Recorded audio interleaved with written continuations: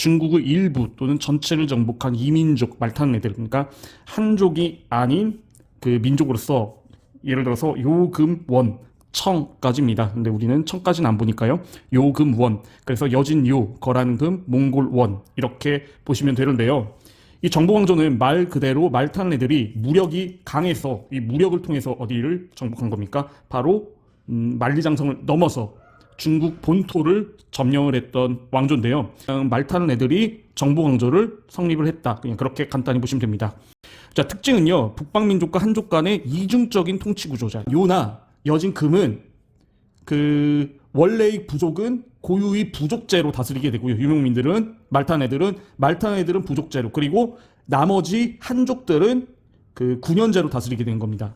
이 말타는 애들이 제일 두려워했던 게 뭐냐면은 한족은 인구도 압도적으로 많아요. 그리고 인구만 많은 게 아니라 문화도 상당히 앞섰거든요. 그러니까 한마디로 얘기하면 뭡니까? 자기들이 한족에게 흡수를 당해서 민족 자체가 없어지지 않을까 굉장히 고민을 많이 했습니다. 자, 우리나라도 그 중국의 그 침략과 그리고 일본의 식민 지배를 겪으면서도 결국에는 우리 민족은 5천년 한민족 역사를 그 유지했던 가장 큰 원동력이 뭘까요?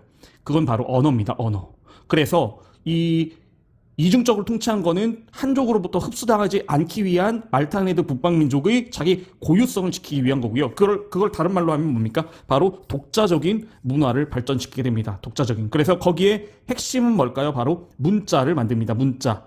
그래서 뭐 거란 문자, 그리고 여진 문자, 서하 문자 뭐 이런 게 있죠. 자, 여기 보시면요. 거란 문자, 여진 문자, 그리고 서하 문자. 자, 그래서 바로 북방민족의 고유의 문화와 사회제도를 유지하기 위한 하나의 그 수단이었다라고 보시면 됩니다. 한의 요와 여진의 금은 유목민은 고유의 부족대로 다스리고, 그리고 한족은 중국식 군현제로 다스렸다. 바로 이중적 통치구조. 그리고 또한 요 서하 금은 중국식 한자와는 다른 자신만이 고유한 문자를 만들어 사용하였습니다.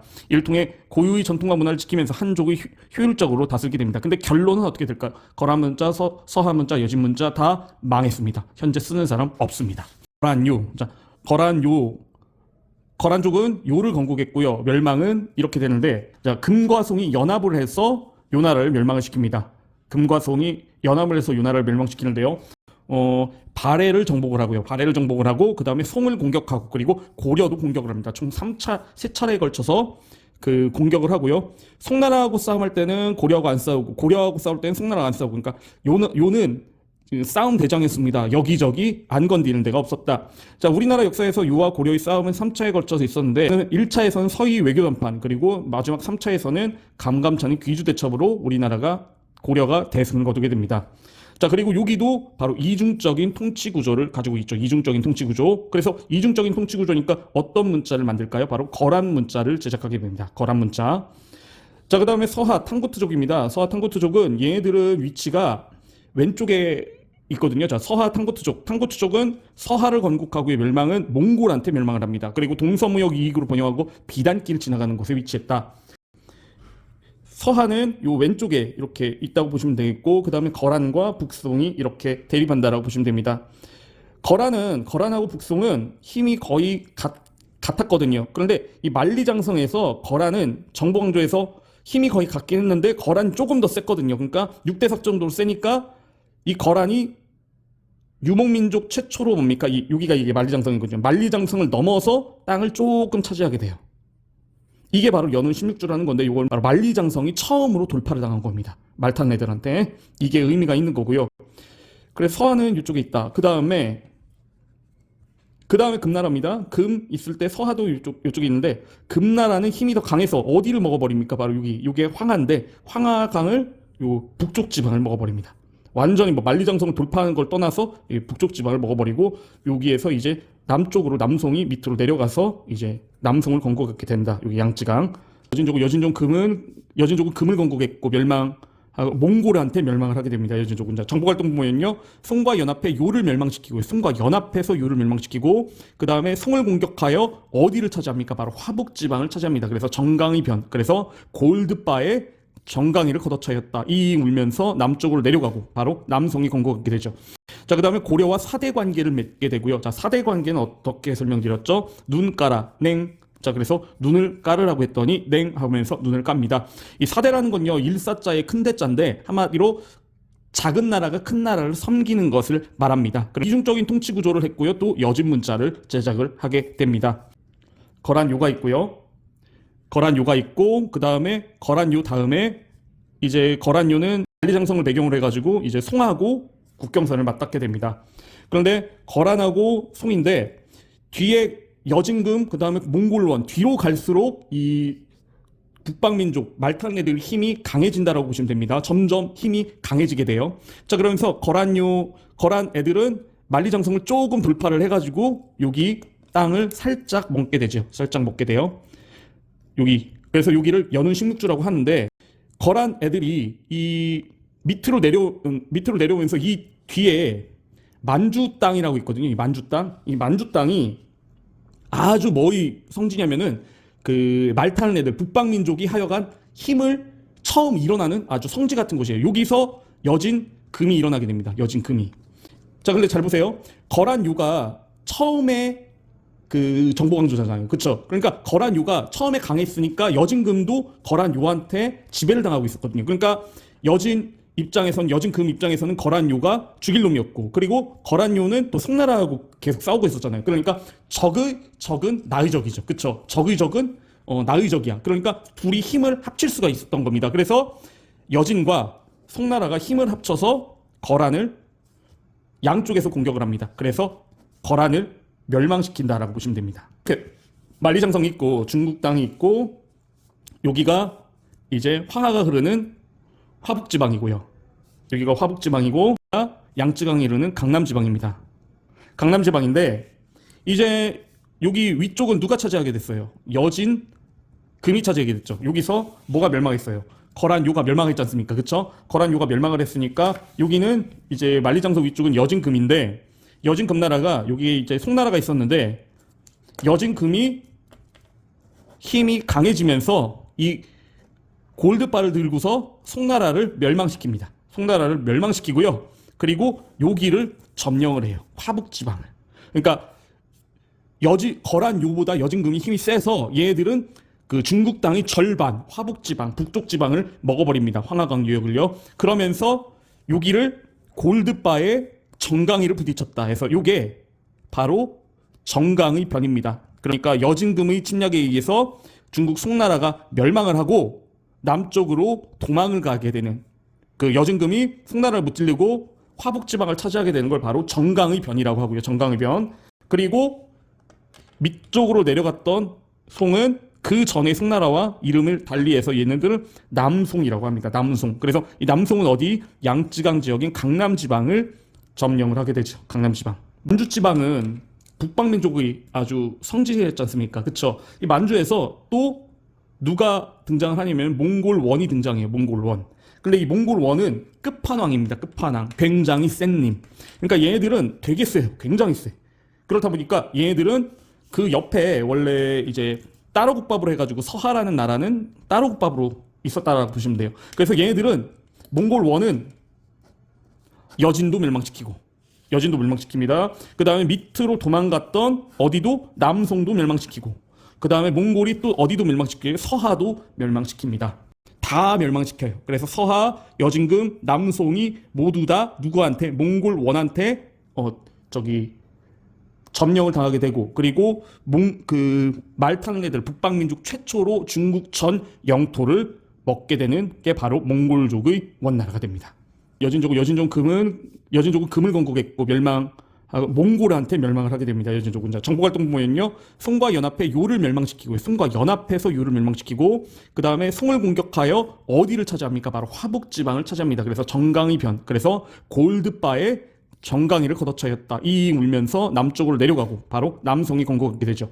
자, 그 다음에 고려와 사대 관계를 맺게 되고요. 자, 사대 관계는 어떻게 설명드렸죠? 눈 까라, 냉. 자, 그래서 눈을 까르라고 했더니 냉 하면서 눈을 깝니다. 몽골 제국, 대원 제국이라고 보시면 돼요.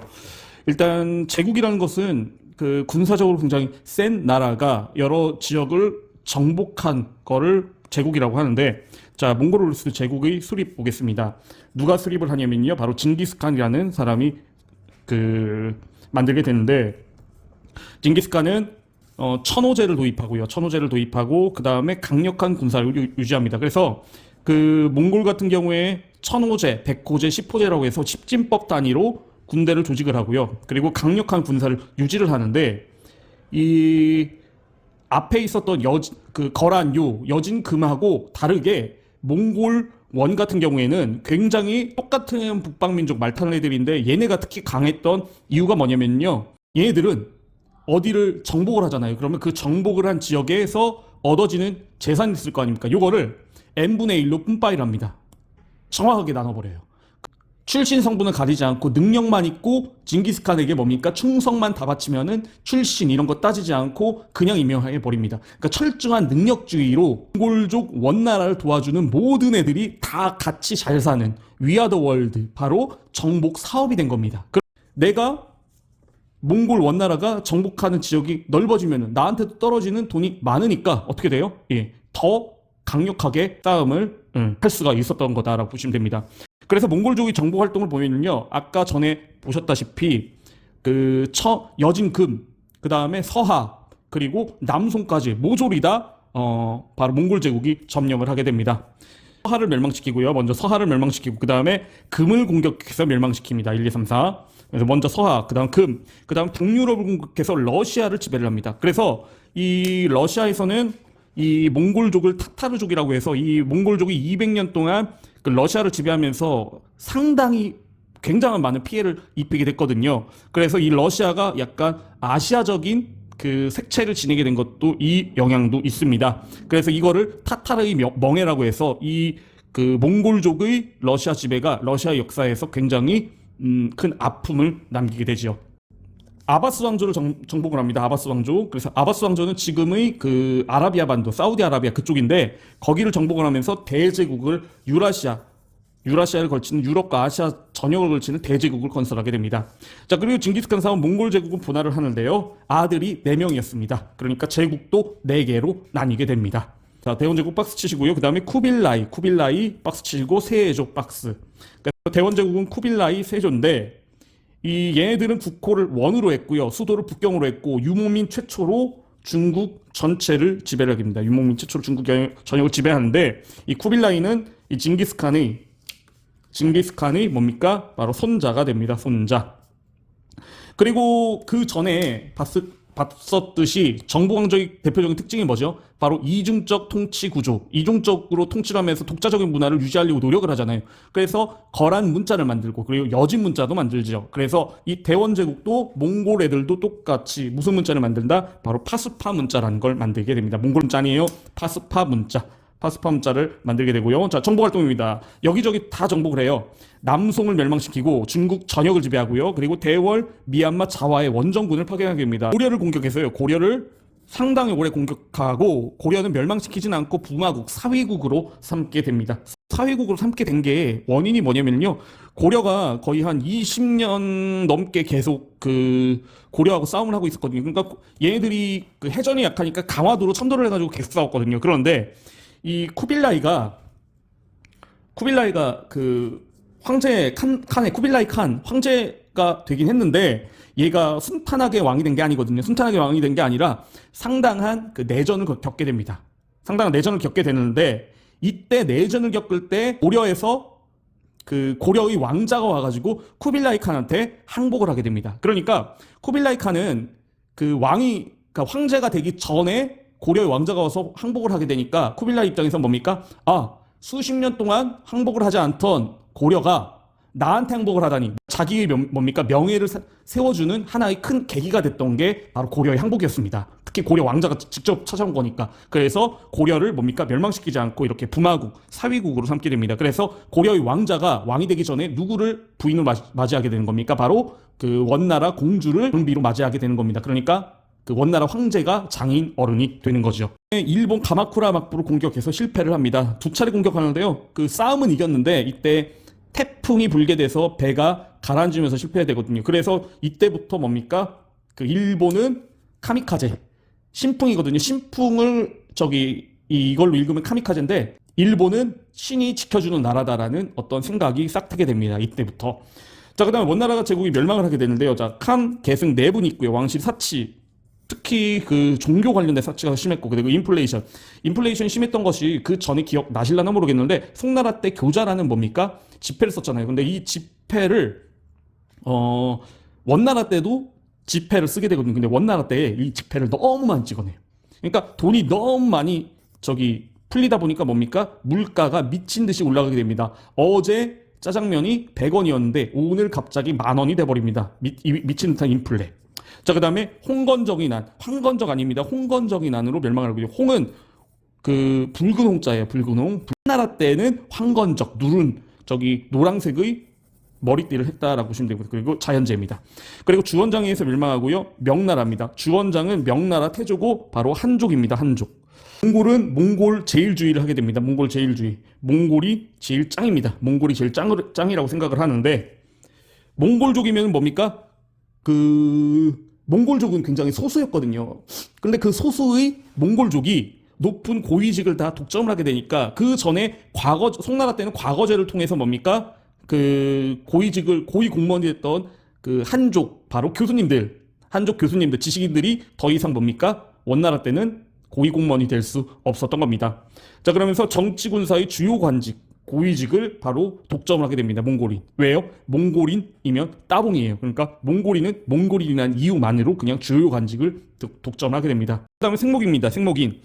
얘네까지 지배층인데, 생목인은 눈에 색깔이 있는 애들, 그러니까 뭡니까? 백인 같은 애들인데, 얘네들은 주로 재정 경제 분야를 담당하게 됩니다. 재정 경제. 그러니까 한마디로 뭐예요? 돈을 관장을 하게 됩니다. 그러면서 몽골이 정복 전쟁을 협조하는 서역인. 왜 얘네들이 몽골인을 도왔을까요? 서역인은 주로 비단길이나 이런 데를 통해서 무역을 하던 애들이었거든요. 근데 몽골인 애들이